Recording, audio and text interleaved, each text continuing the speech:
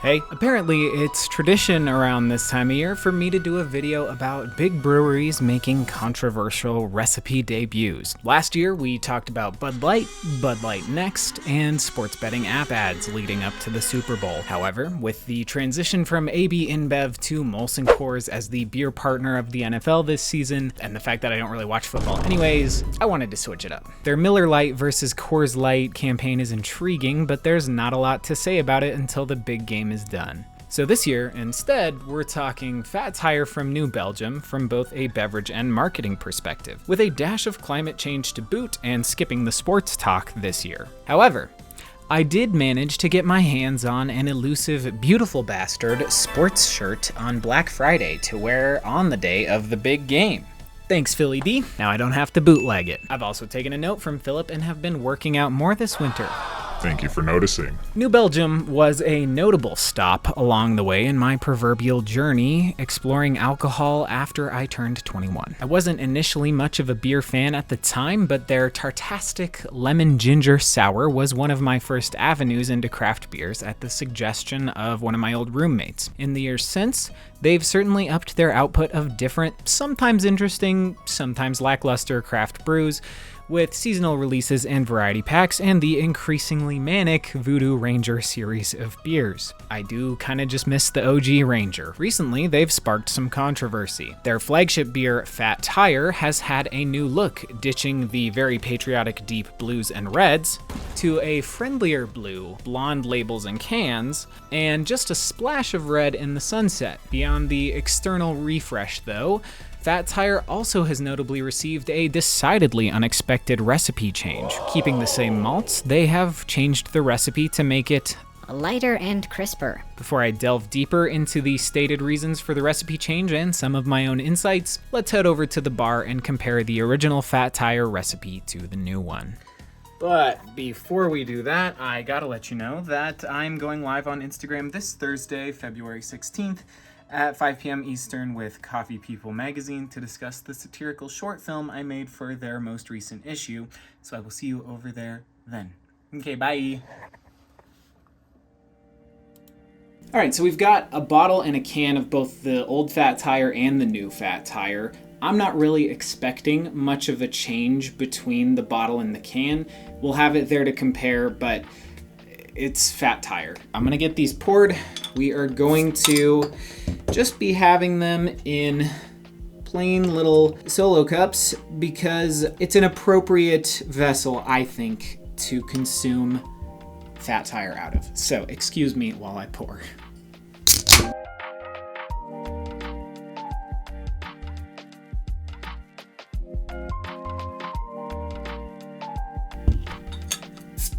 Also, I am noticing just, straight away before we even get into the new stuff, between the can and the bottle of the old version, there's a color difference there. And maybe I'll get a close-up, maybe I won't, but it is enough that I'm noticing it. Like, this bottle one looks closer to this bottle one, which is odd. And even the head on both was a different color. So maybe that's just the can doing a better job of light filtering, or maybe there's a flavor difference there. I don't know. Right away, the cans definitely retaining their heads better than the bottles. So that's something I've never really done before. So that's weird. I'm gonna taste the original Fat Tire, compare the can versus the bottle, kind of the broad tasting notes, and then move on to the new one.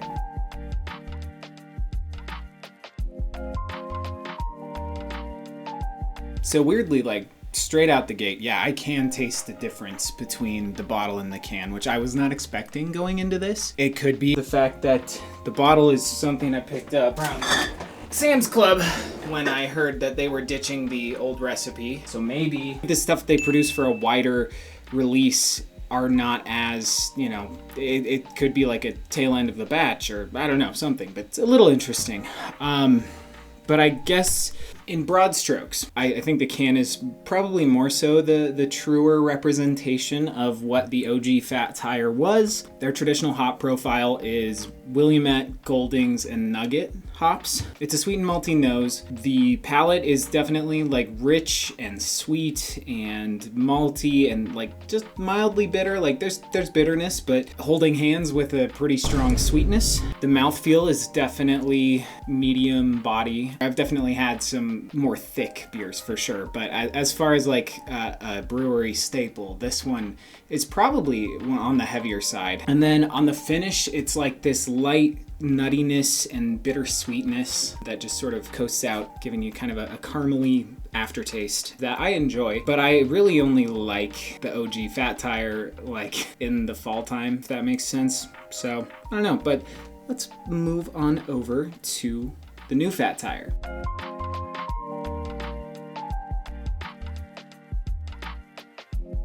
Yeah, there's something about the cans. I was not expecting this, but they retain a lot more carbonation and body. I don't necessarily hold body and, carbonation level next to each other, because if something is crispier, it's going to have less body. But no, the can on both definitely had more body and more carbonation. So I don't know what that's about. But the new Fat Tire sticks to the original's malt profile.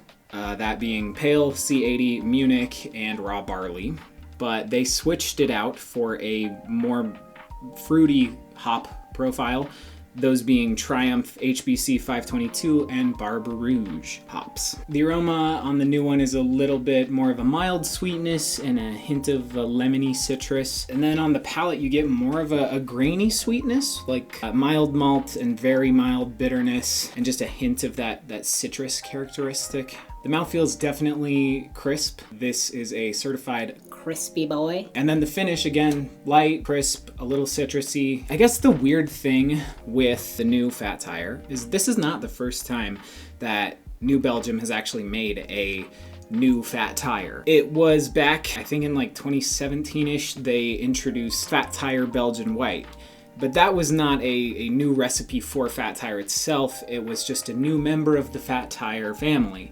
And it was kind of more of a similar flavor profile to Blue Moon or Shock Top, just Belgian whites with orange peel and coriander. Initially, I would think, why not do that? Why not make Fat Tire crisp or something like that? In my head, that would be a move that wouldn't piss off as many people, but also, and we'll get to that, that might be part of the point. It also strikes me as, and this is a little bit further off, but like Sam Adams, when they debuted the 1776 brew, that was just kind of another staple offering that was lighter and catered to a younger demographic, and they weren't trying to make Sam Adams be a completely different thing. They were just trying to, make a lighter lager/ale thing. So it's not really a one-to-one comparison, but still. I don't hate it.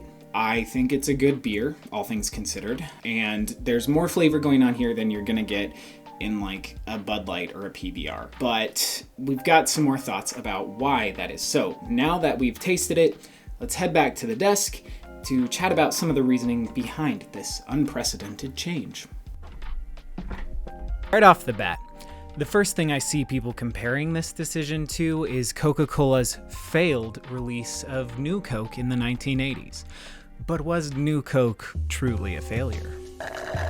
Before we jump into the era of shoulder pads and parachute pants, it's important to set the scene. With the advent of sodas as a cola flavor, Coke and Pepsi went back and forth in plays for dominance. Jazz music sponsorships were the deciding factor as I see it. Coke got the exclusive reference in certain post-prohibition songs. From VinePair. In the 1940s, aspiring actor and songwriter Maury Amsterdam wrote a song called Rum and Coca-Cola, or rather, Amsterdam Americanized an existing Trinidadian calypso song and sold it as an original. Before it was released in the United States, the maker of Pepsi called him and offered him a lot of money to change the lyrics to Rum and Pepsi Cola. Brown says, He thought about it for a few minutes, called the Coca Cola company to see if they would offer a higher bid, and by the end of the day was a wealthy man. I don't know about you, but I have never ordered a rum and Pepsi at a bar. So fast forward to the 1980s. Coca-Cola had seen declining sales, consumer preference, and consumer awareness. To combat this, they did some external taste testing and released New Coke in 1985, a beverage with a flavor profile that was preferred by a sample size of 200,000 individuals. However, this decision didn't consider the nostalgia factor.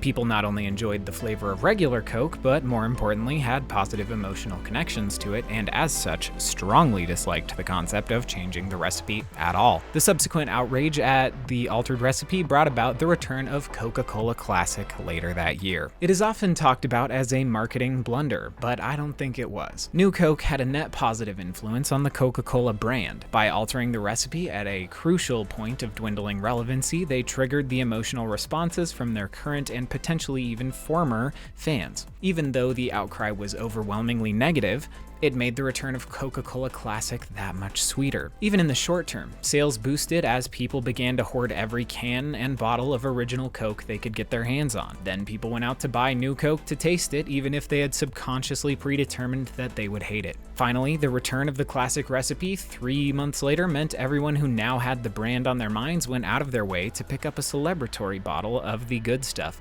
and further solidified their position as the go-to cola classic. Despite this seeming rather intentional to our Perpetually online, brain-broken little conspiracy heads in the modern day, they have maintained that it was not a coordinated stunt, but rather a commitment to innovation paired with a quick pivoting when it's clearly time to bail on a new idea. However, numerous brands have since attempted to duplicate this debatably unintentional success, to mixed results. Pepsi Clear comes to mind. Exponential polarization brought on by the internet means people negatively react even harder now, but are also paradoxically desensitized to it. So we'll see if getting people fired up about the recipe change works or not the second time around in a tangential market. I recall articles being written back in the 2018-2019 era about New Belgium experiencing some burnout on the craft beer scene as it ate into the sales of their, brewery staples like the OG Fat Tire. I couldn't find the exact article that I read at the time, but I did find a similar sentiment in an article on Thorn.beer via the Wayback Machine. One can see that the biggest craft beer brands are the ones that are struggling. Sam Adams, Sierra Nevada, New Belgium Fat Tire, Blue Moon, and Shock Top all reported a decline in sales. The rest of the article goes on to detail that in 2017, those beers stopped growing because smaller craft breweries experienced rapid growth. The populace at large can only drink so much, so they chose more local craft brews over the old staples, and the sale of those mass-produced brews inversely declined. I initially thought that they might have made these changes solely to combat this decline, but that would better correspond to their increased experimental, small batch, limited, and seasonal releases in the past 5 years. Shout out to the Cellar Club. Wish I could have gotten in on it, but they're always out of available memberships. Clearly, there's more to the story than just chasing another boost in Fat Tire sales alone. Other breweries have been accused of changing their recipes in the name of lower production costs as they upscale their operations or are outright bought out, but New Belgium says they are doing this in the name of climate change. However, they say nothing about the ingredients or production process being more sustainable, but focus on the element of activating a younger generation to get interested in climate change. I think there's something to be said about the climate impact of utilizing less ingredients per can, though. It certainly stretches the existing supplies of malt and grain and probably produces less emissions through the brewing process. And I would maintain that this one probably used less malt and ingredients in general than this one, despite them having the same alcohol content. Just the fact that it's not as sweet kind of tells me that there's less stuff in it. Interestingly, Fat Tire has been carbon neutral for years, but New Belgium is just now making that fact the face of the beer's story. To actually make the production of Fat Tire carbon neutral, the brewery revamped its supply chain and production process, but needed to buy carbon offsets to close the remaining gap.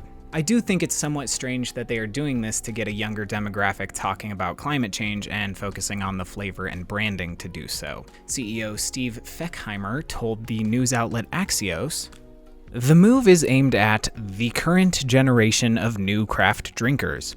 The younger generation is a group that really cares about the brands they purchase. While I'm sure they've done some independent market research on generational flavor preferences, I think it might be too broad to assume that all of the younger generation prefers lighter flavor profiles in beer. While that might be true at frat parties, as a zillennial myself, anecdotally, a lot of the younger people I know tend to prefer sweeter beverages that you can't tell are actually boozy. I'm trying to cultivate a culture of my peers that appreciate a well-made beverage, alcoholic or not, but at the end of the day, I'm probably not going to make a significant dent in this trend. Don't take it from me though.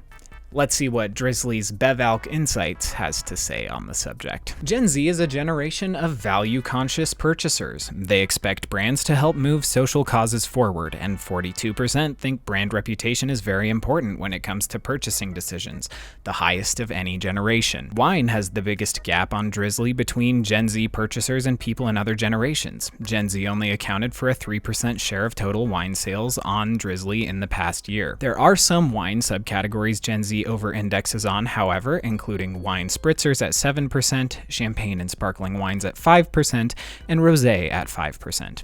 They are more likely to drink tequila, champagne, and pre-mixed cocktails than the average alcohol consumer.